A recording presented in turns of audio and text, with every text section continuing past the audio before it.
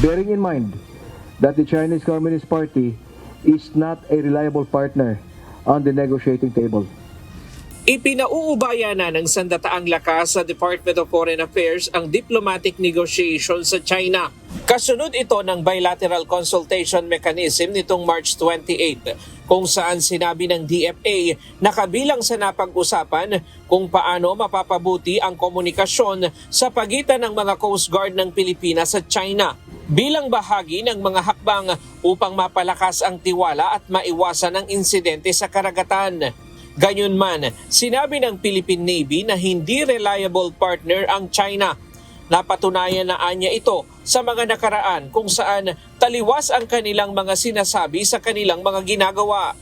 Giit ng Navy, anuman ang mangyari, magpapatuloy lamang sila sa kanilang mandato na protektahan ang soberanya ng Pilipinas. History will tell us that the talk is different from the action.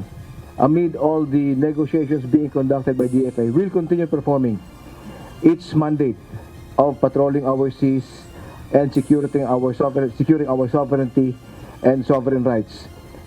Sabi ng Philippine Coast Guard, sa nakalipas na bilateral consultation mechanism sa China, giit nito, hindi kasama sa pag-uusap ang joint patrol ng dalawang Coast Guard. I think it was made clear by the previous statement of DFA.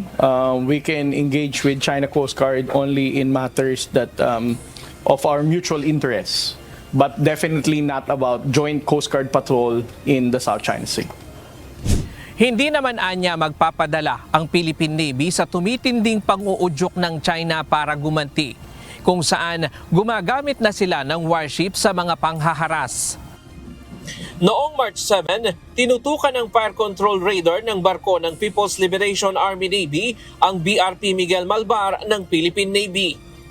These are intentional, these are illegal, these are unprofessional. We will not be provoked into reacting in the same manner.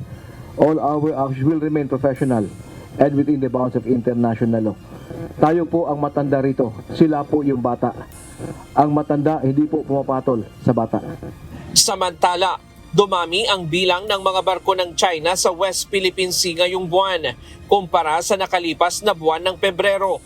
Sa monitoring ng Philippine Navy, umabot sa 70 ang mga barko ng People's Liberation Army Navy, Chinese Coast Guard vessel at Maritime Militia vessel sa mga pangunahing bahura sa West Philippine Sea.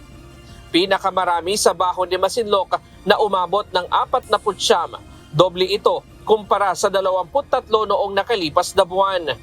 Sa Pag-asa Island may 15 barko, 14 sa Ayungin Shoal at 12 naman sa Escoda Shoal.